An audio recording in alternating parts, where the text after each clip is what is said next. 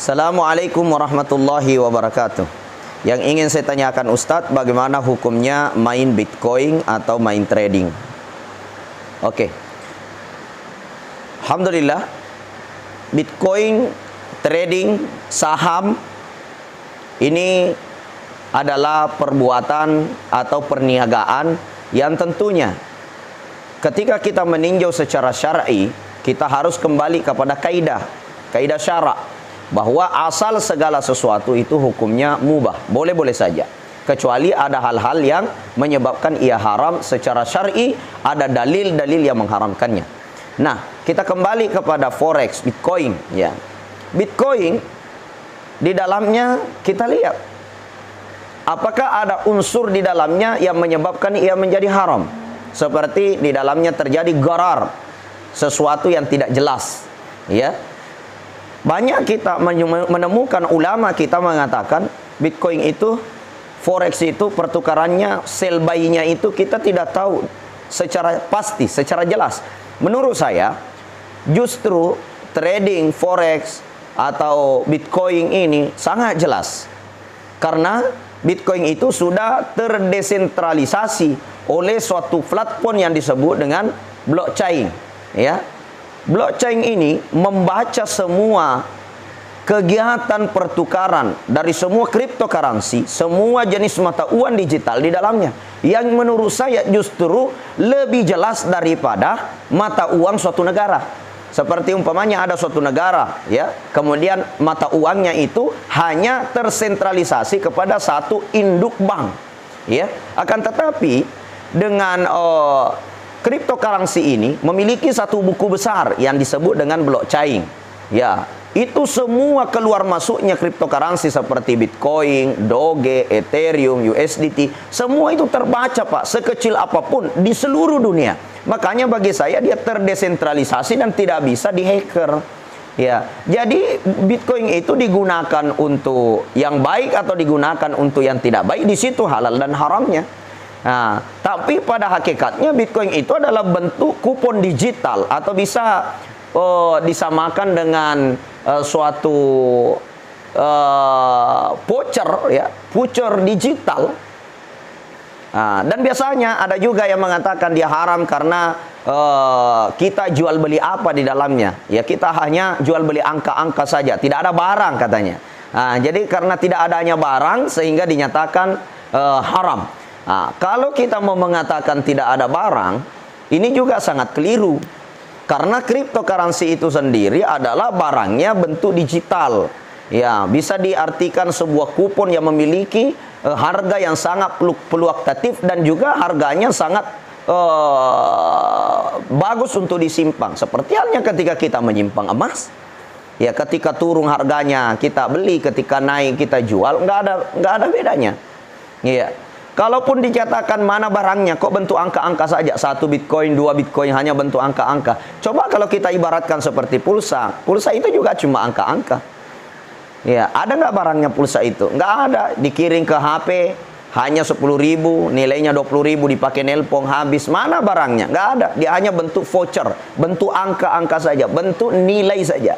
Nah, maka dengan nilai hari ini, perkembangan teknologi, perkembangan zaman, yang mana semuanya serba digitalisasi, maka hakikatnya bagi saya kita harus mencari fakta dulu, di mana letak ketidakjelasannya, di mana bentuknya tidak ada barang, karena barangnya jelas, memiliki nilai yang jelas. Berapa harga 1 Bitcoin, bisa naik dan bisa turun. Apa yang menyebabkan naik sesuai dengan pertukaran masuknya dan pertukaran keluarnya ya. Jadi semua jelas, justru tidak ada yang tidak jelas di dalamnya. Kalaupun dikatakan di dalamnya adalah riba, nah persoalan ribanya itu di mana? Ya, sedangkan kita hanya membeli sebuah voucher atau kita membeli sebuah aset digital yang biasa kita sebut dengan cryptocurrency, yang ada istilah Ethereum, ada namanya e-money, ada namanya USDT, macam-macam. Ada namanya Bitcoin, ada namanya Bitcoin Gold. Ketika kita beli, kemudian kita simpan aset digital ini. Kemudian pada saat harga naik kita jual, harga turun kita beli, di mana letak haramnya dan di mana letak ribanya? Nah, jadi untuk saat ini saya belum menemukan fakta yang di dalamnya yang menyebabkan Bitcoin itu menjadi haram. Karena kenapa? Yang menyebabkan para ulama nasional maupun ulama-ulama internasional menyatakan Bitcoin itu haram karena tidak jelas, maka ketidakjelasannya di mana? Kemudian yang kedua, yang menyatakan dia tidak ada barang, hanya bentuk angka-angka saja. Lalu bagaimana orang jual voucher listrik? Bagaimana orang yang jual voucher HP? Bagaimana dengan orang yang menjual kupon yang memiliki nilai dan harga? Seperti bank menjual sebuah kupon, kemudian dihadiahkan mobil ketika kuponnya terkumpul banyak. Padahal kupon itu bukan sebuah barang, hanya mungkin dikeringkan saja nilai-nilai kupon berbentuk angka-angka saja. Lalu begitu juga dengan aset digital ini. Itu barangnya adalah bentuk digital. Tidak ada masalah selama tidak ada pelanggar syarak di dalamnya. Kemudian bicara forex, saya melihat semua bank itu terintegritas dengan sistem saham dan forex. Ya, mengikuti bagaimana perkembangan uang mata uang naik turun seperti euro, dolar, bagaimana pertukaran dari rupiah ke euro, dari euro ke dolar, dari dolar ke euro. Itu semua bank terintegrasi situ. Makanya orang semua yang menyetor uang di bank, ya, semua orang yang menggunakan bank sentral, apapun itu, maka mereka semua tergolong daripada orang-orang yang ada indikasi bersama dengan forex. Maka kalau begitu, saham dan forex juga menjadi haram, maka seluruh bank itu ikut berperilaku haram. Kenapa? Karena semua bank terintegritas dengan sistem trading. Maka dari itu bagi saya belum menemukan hal yang bisa menyebabkan forex secara mutlak itu haram, Bitcoin secara mutlak itu haram. Akan tetapi siapa yang menggunakan forex, siapa yang menggunakan Bitcoin, siapa yang menggunakan trading itu, entah trading itu digunakan dengan trading cara syar'i, ya, dengan sistem bagi hasil mudharabah yang syar'i, atau dengan cara ribawi.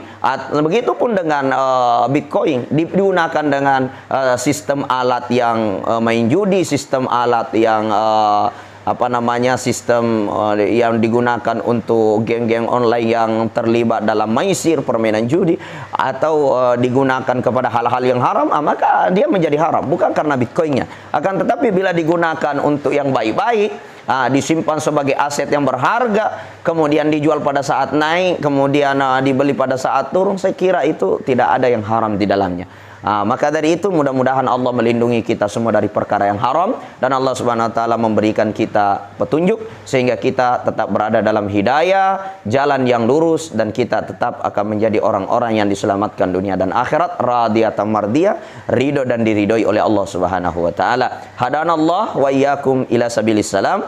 Wabillahi taufiq was sa'adah. Assalamualaikum warahmatullahi wabarakatuh.